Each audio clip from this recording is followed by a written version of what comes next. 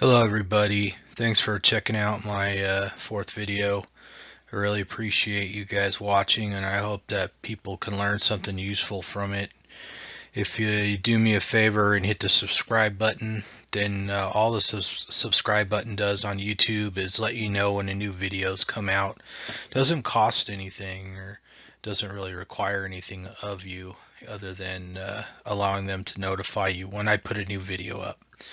So I decided to start calling these videos the Ketogenic Fasting Project because I needed a good name that was easy to search for. And this is the name of my Facebook group. So if anybody wants to join my Facebook group, go ahead and find it and just request to join. So today's topic is food. People are often asking me what exactly is I eat, and instead of going on about theory and all the details and the biology and all that, I decided I'd just give some examples and talk about it so people get some idea of what I'm eating. This is probably one of the most frequent questions asked. What should I eat? So people are asking me what they should eat, but I can't really answer that, can I? Or can I? I could tell you what I eat, but you may want to individualize it. You're going to find out that food is a very individual thing, and some people can eat stuff that other people can't and be healthy or lose weight or reduce inflammation, which is really a big part of this is reducing inflammation. So some people are allergic to eggs, which is unfortunate.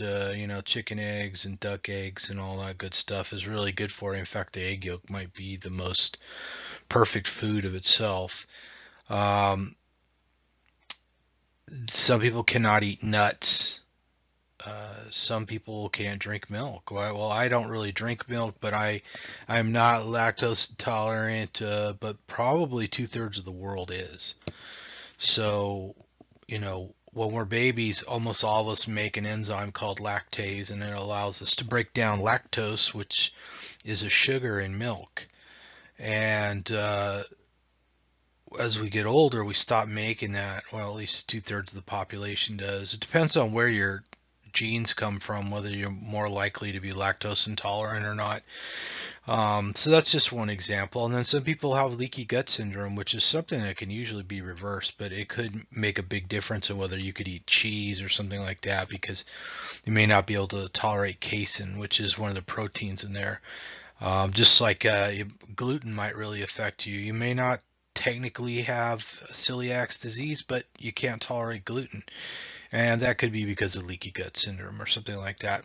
So there's a whole bunch of different reasons why people would eat different things. I mean, maybe you eat kosher or you eat halal and you can't have pork or something, you're going to make some different choices. So anyways, let's get on to the next slide. I made most of my progress on the ketogenic diet. I did start out low carb while I was learning about this. The ketogenic diet really was a rocket platform for me. And again, a ketogenic diet is anything that keeps you in a state of ketosis. So you stop burning carbohydrates as your primary fuel and you slip into a state where you're burning fat. Your body takes in dietary fat or uses the body fat and breaks it down into substances known as ketone bodies. And the most commonly discussed one is called beta hydroxybutyrate. A way to throw a big word at you, right? But that's the one that's tested in the blood. That's the primary fuel. But you also get acetone, and I'm forgetting the name of the other one that is commonly referred to at the moment, but we'll get to that in another time. Like I said, ketogenic diet keeps you in a state of ketosis. So that means that you're not, when you're in a state of ketosis, you have a reasonable ketone level in your blood, and which, it's not necessarily set in stone. I'm starting to see numbers on that come down. So I think it's somewhere around zero point 0.3 millimolars, which is it's one of those funky units of measure that you may not be familiar with, but the meters come calibrated and they give you spit out a number. So somewhere around 0.5, I think, or 0.3 millimolars, but you could have a level of 5. You could be 10 times that level, and you'd have a lot of ketones in your blood. And I think what you'll find is happens is your body starts making a lot of ketones are circulating in your blood, and if you're active and you're using them, the level actually will go down a little bit because you're burning them. And then you stop and you start resting, and then your ketone level can go up a little bit. But there's nothing really to worry about ketone wise as far as it going too high, unless you're a type 1 diabetic or you're a severe alcoholic. That's about the only times that you can get into what they call ketoacidosis, which is a problem where the ketone bodies run wild. Your levels skyrocket, and you're basically very ill at that point. But that doesn't happen because you're on a ketogenic diet. It happens because your body has a serious problem, can't regulate systems anymore. So it's not something to worry about unless, like I said, you're type 1 diabetic or you're a severe alcoholic. This diet has a lot to do with other low carbohydrate or unrefined carbohydrate diets. So you may have heard of primal or paleo, Whole 30, the Walls protocol. There's quite a number of them out there, and they can all be useful. Some person who just wants to lose 20 pounds and hasn't been overweight that long and is in good shape.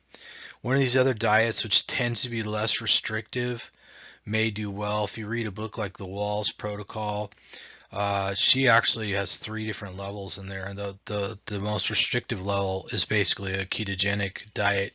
And really, that book is meant to help people with MS. So if you know somebody with multiple sclerosis, have them read that book. Because it's written by a doctor who had MS and who treated herself through diet and had a lot better success with the diet than she did with the medication. So again, a whole nother reason, fighting inflammation, which causes heart disease and arthritis. Inflammation in your intestinal tract can give you leaky gut syndrome. Of course, you can have on just about any organ inflamed. It could cause a problem. And these diets are all low inflammatory diets. When you eat a high carbohydrate, especially refined carbohydrates, you tend to have a high inflammatory system going on, and that's one of the things they check when they do your lipid panel. You'll see markers in there that indicate how long you've been exposed to a lot of carbohydrates and the likelihood of inflammation going on somewhere in your body. Like in my case, I had autoimmune reaction, which gave me arthritis in my joints and also psoriasis on the skin. So many people might have psoriasis or eczema, and it's probably caused by your diet.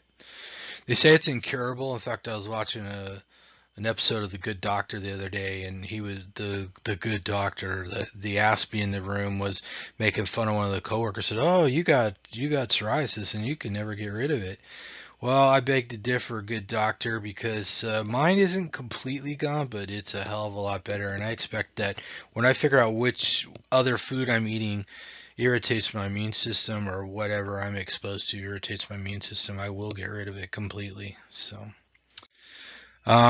what do I eat? The burning question, right? Like, you guys really want to know. Well, people who are new to this probably do want to know, because a lot of people want, like I said, they want like a meal plan, a workout plan, and I'm more of like understanding how it works kind of guy.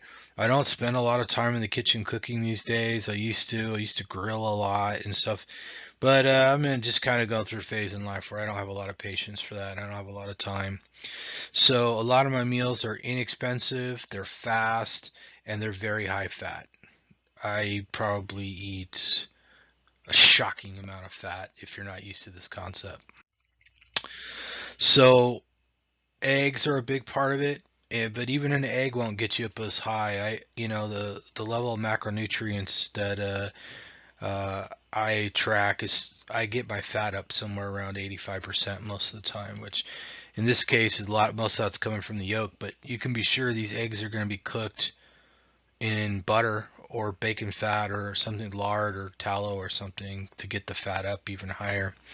So you can see here, these are some store-bought organic cage-free eggs. They're not that expensive considering most people don't eat that many. There are some outliers out there that eat a couple dozen a day, and they don't have any health problems. They're very healthy people. There's a famous guy who raises the oldest cats in the world. He's got like cats are in their 20s, and he feeds them bacon and eggs.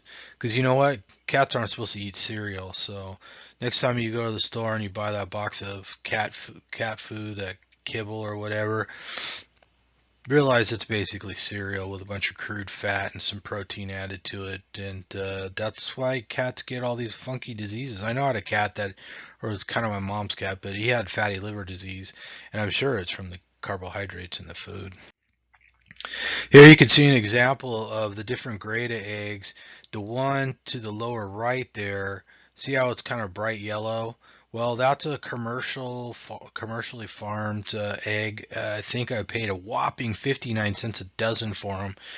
And the one on the upper left there, that darker orange one, that's actually a backyard chicken, an organically grown egg from a backyard chicken. You can see that carton in there. They come in different colors. The carton up in the upper right corner, you can see that real white sort of small egg that comes from a leghorn. I'll say foghorn leghorn or leghorn foghorn, but it's called a leghorn chicken. They're the common ones that make those white eggs. A lot of the other chickens actually have different colored eggs, and so you typically, when you get those colored eggs, they're usually the organic, cage-free, stuff, because people raise different other kinds of chickens.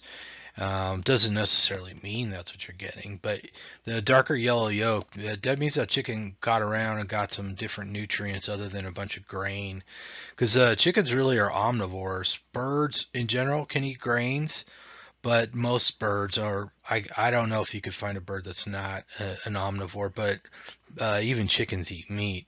They'll eat their young, they eat mice, they eat bugs, they eat worms, they'll eat your leftover scraps from dinner, whatever. They'll eat whatever. And when they get around, if you asked um, Bob Hansen out there in Hickston, Wisconsin, he would say, oh yeah, them dark yolks mean that the chicken got in the dirt there and scratched around. So anyways, here we go. This is over on the left side. There is a big slab of chuck. And yeah, I'm not afraid to eat chuck. It's a little tough sometimes, but you tenderize it, season it, cut it up, and it's good. And on the right there's some ground grass-fed beef, a little bit of bacon in the bottom for seasoning. And I'll often take food like this and cook it at work real quick because, I work for a living and I brown bag it 99% of the time. So I need I need to take food with me, and I always look for fat content. Unfortunately, ground beef, 20% is generally the max. As you can see, I got some nice fatty bacon in there. I also keep any leftover fat, like from bacon or whatever. I keep it, and if I'm not eating it right then, I cook my food in it the next day. Here you can see this is some guacamole made with, I believe that was sour cream, a little lemon juice, salt and pepper, obviously some avocados, and then that is some salami. So salami typically has a nice high fat content. Salami is a cured meat. It does have preservatives in it. That's about the only worry, I think, with cured meats. A lot of them have sodium nitrite in it. I don't know, everybody says nitrates, but sodium nitrite's the one that I've read about that's a little sketchy. It's also known as fermented celery juice. Um, there's a potential health risk there, but it's a lot less risky than eating donuts or bread of any kind, really, in my opinion. So I will take that risk. I will enjoy some salami, pepperoni, bologna, hot dogs here and there. I try not to make them staples, but let's face it, it's good eats. It's convenient. They last a long time in the refrigerator. So I look at it as like a choice between eating, like I said, some sort of processed carbohydrate kind of food versus a cured meat. I'll take the cured meat any day. Here we have an example of inexpensive bacon. I think I found these guys at Smart and Final. The one on the top, sorry, it's a little hard to read, but it says Best Buy. That one actually is cured without sugar, which is like the holy grail. And these less expensive bacons also tend to be a little fattier, which really helps because normally bacon's only about 50% fat. But when you're trying to keep your ketone level up, you need 85% fat. So there's not enough fat in even bacon. And that's if you don't cook away a bunch of the fat. Now, I don't like crispy bacon. I didn't like bacon for a long time because I hated crispy bacon. Then I realized if I cook it soft like pastrami, I love it. And I also don't lose as much fat. And like I said in the previous slide, the fat that's left over, I collect and I reuse it. Now this bacon below here is a similar bacon. It does say it may or may not have sugar in it. These I've been paying recently about $3.50 a pound for. So, as far as bacon goes, it's inexpensive. I do buy organic bacon. I buy all different kinds, try it, and I read the labels. When you're going to buy packaged food, read the labels. I'm not saying don't eat it, but look at how many carbohydrates it has. Look at how much protein it has, and how much fat it has. Those are your three macros that we talked about in the previous video. Know your macros. This here is a fancy hot dog I cooked at home. That's an all beef hot dog with cheese melted on it. It's got some sauerkraut, some pickled peppers, and it's laying on a nice big I can't even remember what vegetable it is. It's I don't even think it's a type of lettuce. But anyways, you wrap that up and eat it. It's pretty darn good. So you don't have to spend a lot of money to eat something that's tasty. There's a lot of flavor going on there, and I'm big on mustards and hot sauces, so they tend to get added to the food. This is another good one. This is liverwurst or Braunschweiger. They're very similar things. Um, this is actually made here in the States. It's almost half liver and half fat. So this is excellent because this gives you a chance to get some organ meats. You're going to get some vitamins out of the liver that you don't get anywhere else. And there's going to be stuff in there like vitamin K or K2 and some other nutrients that are hard to come by. And I love this stuff. It does have some sugar in it. They often have some starch in it, like potato starch. Fortunately, potato starch in itself may not be a problem. It's what we call a resistant starch, and so it may not be absorbed in your digestive tract and hit your bloodstream and raise your blood sugar and raise your insulin level. But I have not done enough testing on resistant starches to have a lot of faith in them yet. I tested it a little bit. I got a bunch of potato starch at home. I've not tried the other types of starch, resistant starches, but there are starch diets that a lot of people do and have a lot of success with. This here, if you're from Southern California or maybe even Arizona or Texas or who knows where, you might recognize this. This is a double double protein style from In-N-Out. So, you don't have to cook everything yourself, you can go out and get this. This is no dressing, no ketchup. You can have mustard, you can have onions. This is obviously a cheeseburger wrapped in lettuce. And, hey, I gave up the sponge bun and the sweet sauce that they put on it.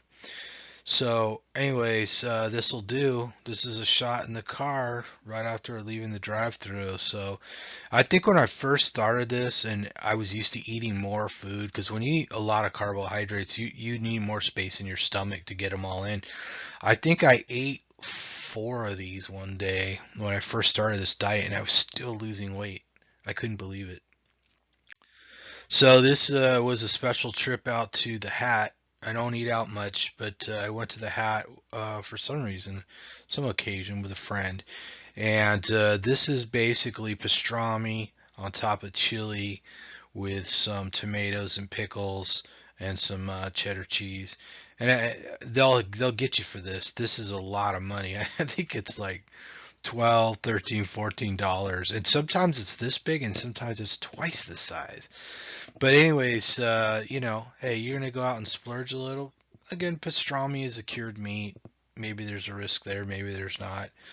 Pickles seem to be all right. Most people don't don't get any blood sugar spike out of dill pickles. Obviously, if they're sweet pickles, um, you might. And then tomatoes generally don't aren't too sweet, so you're okay. But both cucumbers and tomatoes have lectins in them, so a lot of people actually shouldn't eat them uh, that much. They don't even know it. They don't know that the lectins are hard on their digestive tract. But your nightshades and your legumes, including peanuts, have a lot of lectins, and they're one of those foods that can create problems for people that had no idea. And they're not able to lose weight, or it's causing inflammation or whatever. So that's something we'll cover in another video in depth. So these here are one of my pride and joys. You can't eat them all the time, but these are half grass-fed beef and half bacon. So I like to get this grass-fed beef that's 20%, and then this is actually bacon ends, and I put them in a little food processor and grind them up, and I make hamburger patties out of them. Now that rich flavor of all that bacon ground up with that beef, yeah, you can eat that for a couple of days, and then even for me, who can normally eat anything every day or any number of days in a row, it gets a little old. But certainly a great way to make a juicy burger. This is that 20% grass-fed beef. I typically find it at Winco. I know Winco's not everywhere, but it's a big supermarket. If you live in the LA area, you'll see them. So, anyways, this one is 20% fat, which is high for a grass-fed, but it's great for keto because you add some bacon fat, butter, whatever dressing or whatever that you're going to add to up your fat, maybe some cheese. Um, you can eat this, and I get it for like $4.25 a pound or something, which for um, high quality ground beef is a great price. So getting grass fed at 4.25 a pound or 4.30 a pound, whatever it is a bargain in my book. So this is a quick meal at work. These are actually frozen hamburger patties. I think they were uh, the Black Angus ones. They might have come from one of the I forget which store, but probably a big box store. That's cheddar cheese, and I believe there's actual there's eggs underneath there and butter. So butter to get that fat content up. You guys would be surprised how hard it is to get your dietary fat up to about 75 to 85%. You're always adding fat because they've taken all the fat out of the food, and that's part of the reason why we have health problems.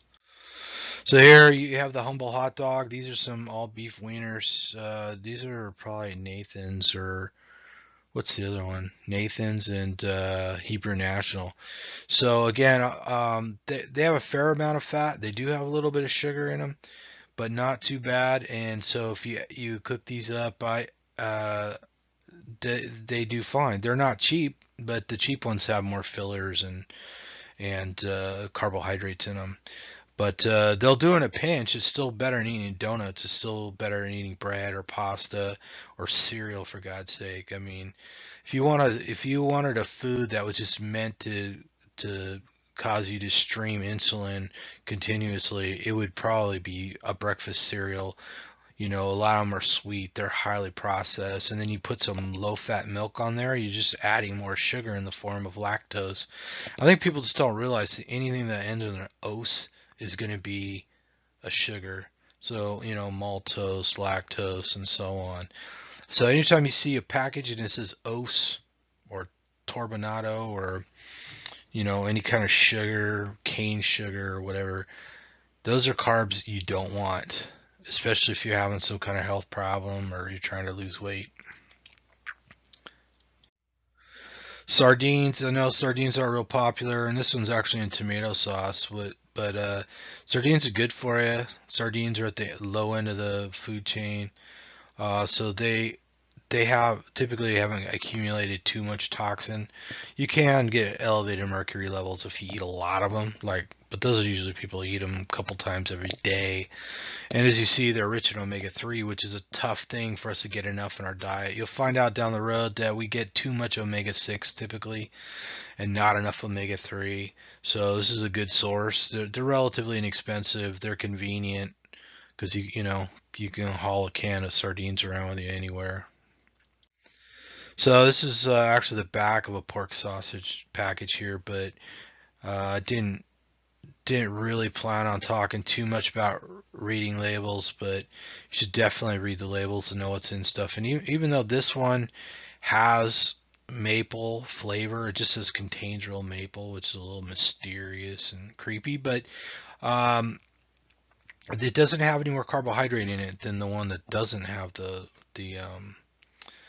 maple in it. So, and I really like them. They smell good. I don't know that I can really taste any maple in them, but they certainly smell good. So, these are, anywhere from like $1.50 for eight link package to probably $2. And they make a decent meal. If you're not home to cook them in a pan, or you can't roll them on the grill, you can microwave them. You'll get away with it. Microwave food isn't ideal because typically your fats and proteins get denatured by the microwave. So the little microwave radiation hits the water molecules and gets it excited, and it just cooks the food in a way that's not what mankind evolved eating.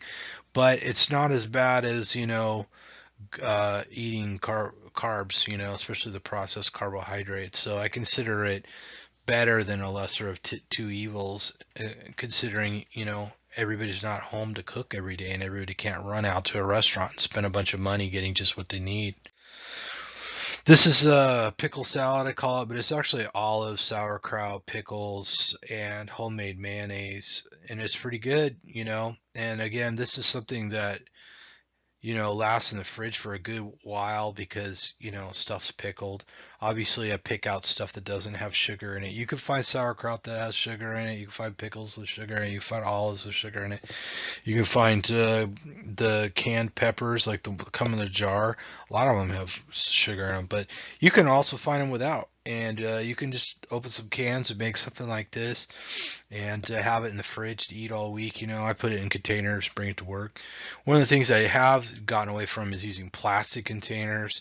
So plastic containers are problematic, especially if you cook in them. But also if you put anything acidic in it, and this could very well be acidic enough that it'll allow BPA in the plastic to actually leach into the food.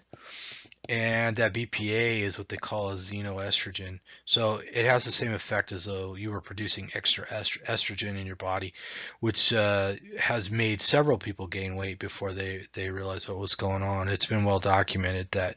So definitely don't cook in it. Don't put anything acidic in it. And if you can, use glass. It's pretty easy to get nice glass containers, and they're more leak proof anyways. And then you could cook in them. All right, we've reached the end already. This is the ranch, if you didn't see it. Yeah, I guess I got to record this over. Sorry for the interruption. This is ranch dressing. This is made from a basic Mayo recipe where you take an egg and you drop it into a cup of olive oil, preferably the light expeller pressed or organic virgin olive oil. You add a pinch of vinegar, salt, maybe some pepper. You hit it with an immersion mixer and boom, you got mayo. If you add some parsley and maybe some onion powder and some garlic powder, you get an awesome ranch dressing. It's homemade. It does not have soybean oil or canola oil or any of the hydrogenated oils that you want to avoid in it. So it's a great way to add fat to your meals, and it's a great way to eat healthier. It's good stuff. So I'm hitting the half-hour mark just about, and I want to thank everybody for listening again. And please look for more videos. Please hit the subscribe button, and I sincerely hope that this helps somebody. I will talk about food more. I'll talk about strategies more. I'll talk about books more. And you can always shoot me a question if there's something you want to hear. So anyways, thanks again. I appreciate it, and I hope everybody else out there can have a healthier year.